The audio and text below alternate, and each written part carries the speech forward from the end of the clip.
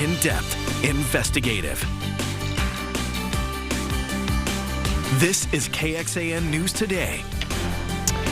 And this morning, for the first time since that tragedy we saw in New Orleans that killed at least 14, injured more than 30 others, we are hearing more from the family members of the victims. Thank you for joining us, everyone. I'm Sally Hernandez. And I'm Tom Miller. As NBC's Jay Gray reports, the city's coming together to honor those killed and injured. Music is the pulse of this city, and in the wake of the attack on Bourbon Street, local performers want the world to know the heart of New Orleans is still beating. We're doing it to memorialize all those innocent people who lost their lives to this senseless act of terrorism. But more importantly, we want people to know that we're proud to be American. I'm proud to be a Louisianan, and I'm proud to be a New Orleans. And that we open, we're not afraid, we're not going to be scared, and we refuse to be terrorized. It's why, after a moment of silence, the Superdome crowd cheers as the Sugar Bowl, pushed back a day because of the attack, finally kicks off with a show of force at the stadium and about a mile away as crowds return to the French Quarter. I figure it's probably the safest place to be right now anywhere around here. Plus, you don't want to let the terrorists win. But it's loss the family of Tiger Besh and 13 other victims are struggling with right now. He's been a shining star, a bright boy, a clever boy. He was my role model, my whole family's role model, our inspiration, and now everything we'll do will be for him and through him. The memories of those killed and injured driving agents and officers on the ground. There's an unprecedented amount of law enforcement resources that are being utilized to close out and to hunt down and to finalize this investigation. An investigation that, like the healing here, is going to take some time. Jay Gray, NBC News, New Orleans. And in light of what happened in New Orleans, Austin leaders have an update on what's being done here on 6th Street to keep people safe. We've previously reported about plans to open 6-2 vehicle traffic, every day of the week. It's an area typically closed off during the weekends. The Austin Police Chief confirming a pilot program started 3 weeks ago. Under this current phase, that street is open on Thursdays and Sundays. Goals for it include creating expanded and dedicated pedestrian areas for more organized lines and walking pathways, reducing the need for street closures, and enhancing safety and using officer staff time more efficiently. Okay, when it comes to a point where 6th Street sees massive crowds, right? The chief says that APD will close the street completely, says that they also hired a crowd management expert and a crowd psychologist to help assist with this. The chief also saying security upgrades will include a taller curb edges that are about 12, maybe to 18 inches high, as well as those barriers that are grounded, installed in parking spaces along 6th Street as well. It was supposed to come in, I believe, January 9th, and we've already been told that that's been pushed back. It's being delayed. So as soon as we get that equipment in, we're going to get those into the ground. If it can't be done and it can't be done safely, we're not going to do it. Not everyone, though, was a fan of that plan. One bar manager telling us that some are concerned that this is going to hurt business, but says more importantly, there's worry about public safety adding cars near pedestrians on 6th Street. Austin City Council member Zoe Kadri tells KXAN that his office checked with the Transportation and Public Works staff on this. The department said it is already looking into having bollards as part of the Congress Avenue redesign. In a separate statement, Kadri wrote, quote, "I'm committed to exploring with staff enhanced safety treatments for major street closures downtown, along with anything applicable to our city that investigations in New Orleans may reveal." First warning weather with meteorologist Kristen Curry.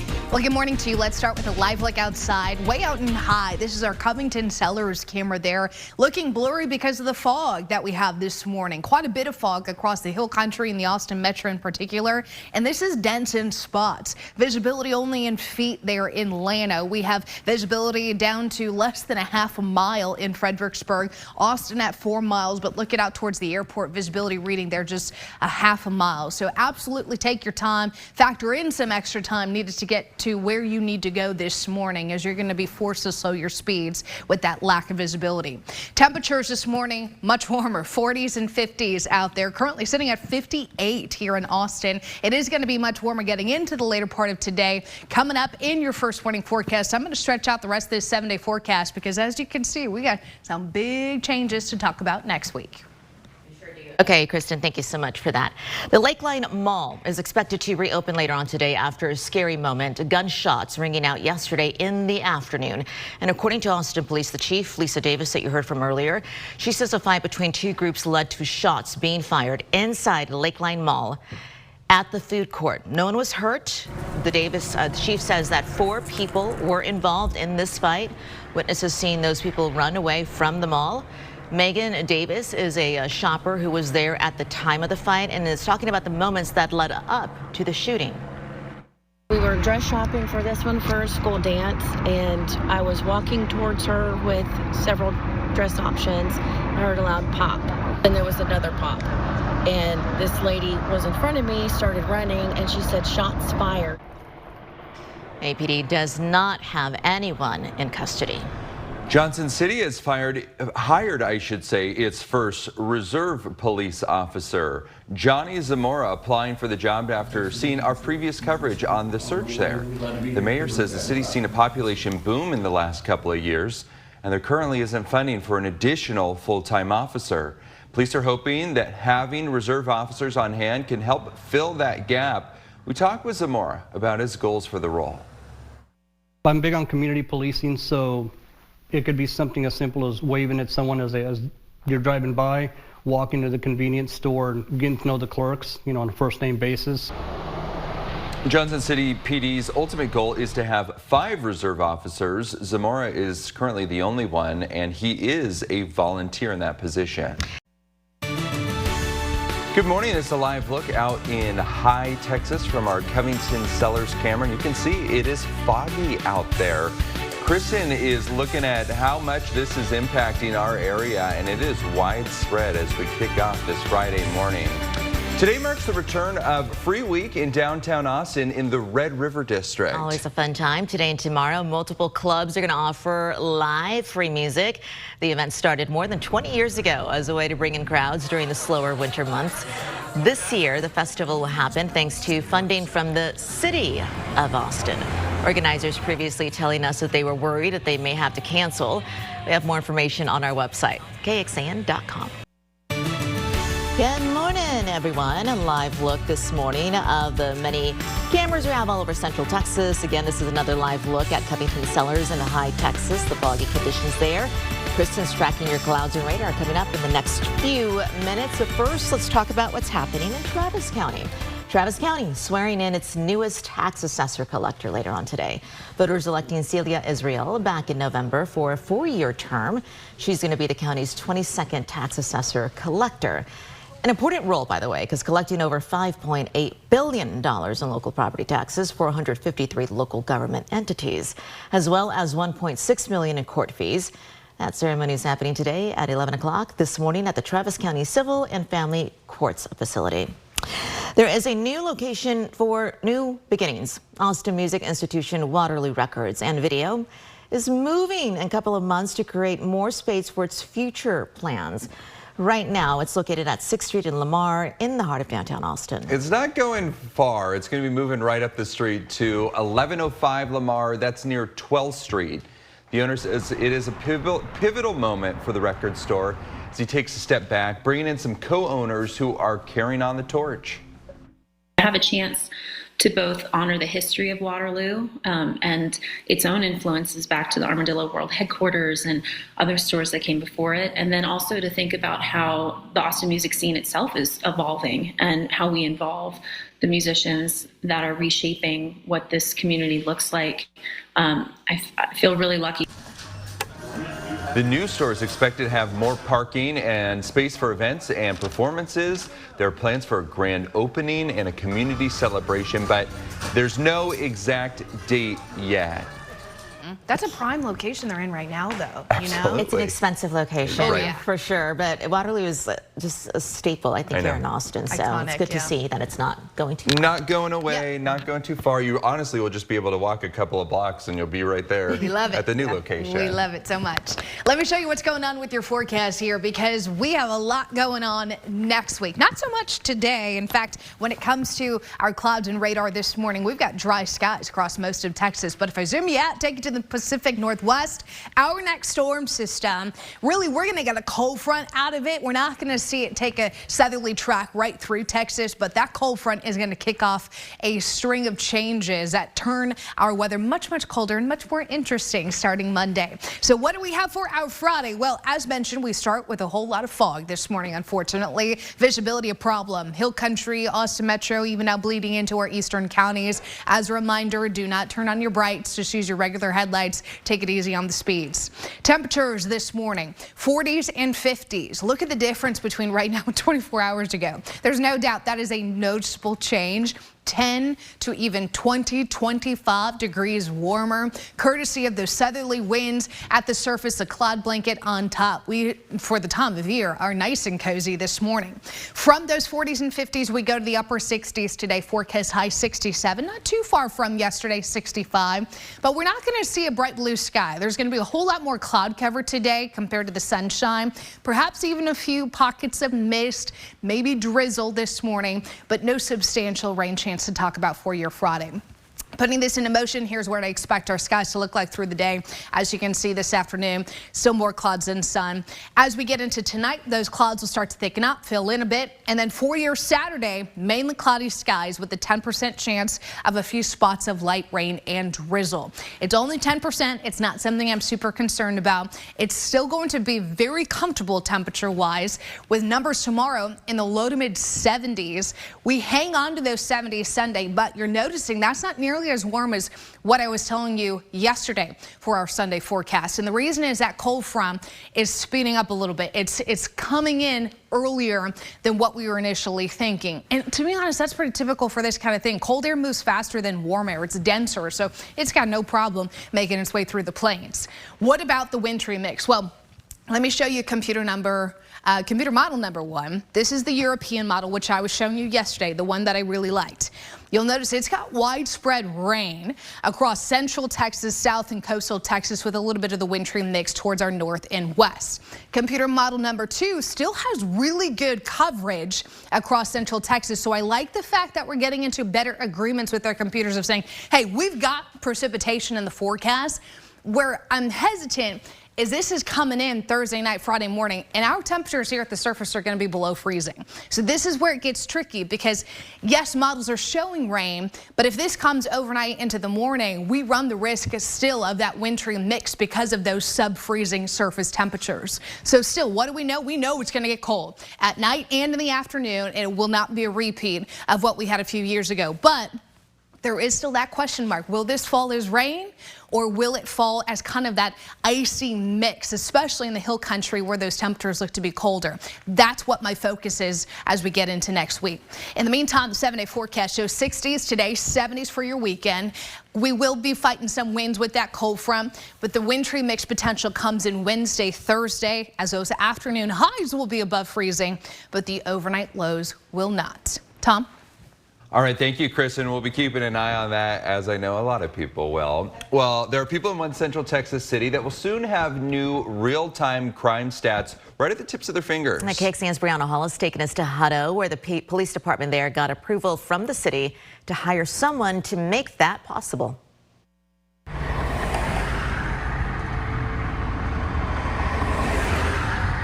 Hutto is a growing community, and in any growing community, there are going to be additional needs.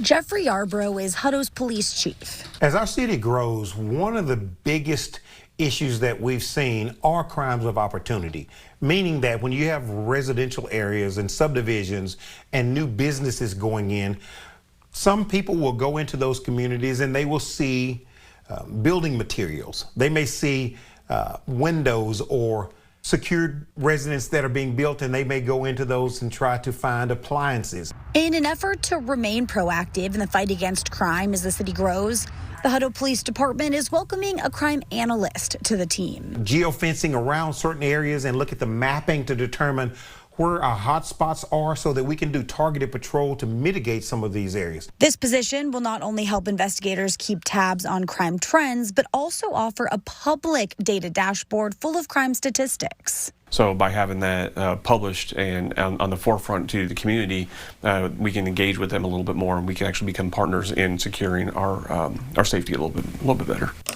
The department hopes providing these will keep the community safer and strengthen Hutto PD's relationship with the people it serves. The core principle of community-oriented policing is we have to engage with our citizens. We have to have a relationship with the people who live here. We have a vested interest in making sure our city is safe. Brianna Hollis, KXAN News. And the city of Hutto approved funding for this position while developing the latest budget. Police department there is saying it hopes to have the crime analysts on board before the end of this month. Going in depth on this, the Austin Police Department launched an interactive crime data portal this year. You can view stats by year, by city council district, and by type of crime. That portal also has information on police retirements and mental health calls. All right, also this morning, as President Joe Biden is preparing to end his term, he took some time to honor a select group. This includes bestowing the second highest civilian award to a current and former lawmaker, Mississippi Representative Benny Thompson and former Wyoming Representative Liz Cheney. Yeah, they're the ones who led the congressional investigation into the Capitol riot from January 6th of 2021. 20 people getting the Presidential Citizens Medal today at the White House, or excuse me, yesterday. Recipients include Americans who fought for marriage equality, a pioneer in treating wounded soldiers, and several former senators and House members.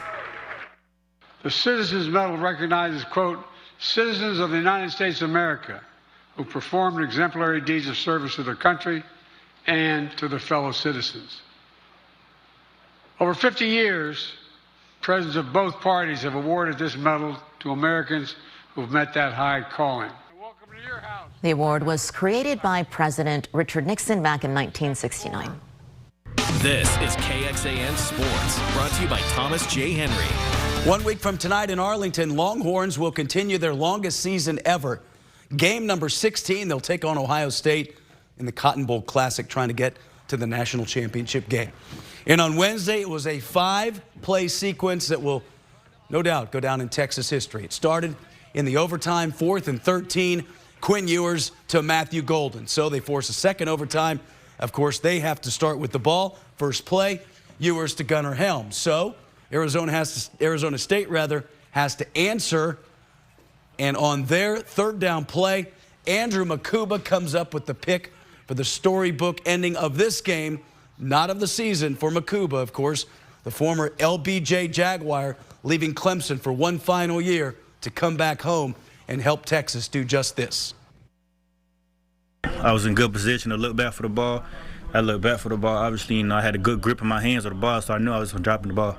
I knew I wasn't dropping it, and I knew I couldn't drop the ball. So it was like, just make a play whenever your name is called. This whole year been feeling like a movie for me. Coming back to my hometown, playing some of the best football I've played while I'm in college, and then look what happened today. So I just feel like everything's just been scripted and feel like a movie. I said to these guys, a year ago today, there was a lot of tears and a lot of frustration because we weren't able to close out the semifinal to get to the national championship game, and that started it. And I think the way they responded to that, to all the things that we've went through this offseason, the summer, into fall camp, losing a critical piece to this team and Cedric Baxter, one of our team leaders, to Quinn getting injured earlier in the season, to losing Kelvin Banks, to losing a lot of different players right along the way, as maybe we're not playing our best football. The one thing I know, their resolve is that they know how to really lock in and get focused and be at their best when their best is needed. Taking full advantage of the opportunity that's thrown our way, and I'm just so proud of the way that the entire team stayed poised and composed through the entire game, especially through overtime. And it definitely feels a lot better to be on this end of the win in overtime at the same spot for sure. SEC opener for Texas, and they go take on their old Big 12 rival. Texas and Oklahoma, a top 10 matchup. Longhorns down by as many as 12 in the first half, but Rory Harmon makes it an 8-point Texas lead. It was tied after 3 quarters. Big fourth quarter for Taylor Jones. The turnaround And then inside, another turnaround to take it out to a 6-point lead. And then Jones with that foul line jumper, and Texas comes away with an impressive 7-point win. 1-0 in the SEC, and they do it against a top 10 team. Back to you. Thanks, Roger. Coming up, remembering those who died in the truck attack in New Orleans. If you're listening on the KXAN Today podcast, thanks for being with us. Hope you'll join us on air for that story. You can find all our stories on our website, KXAN.com.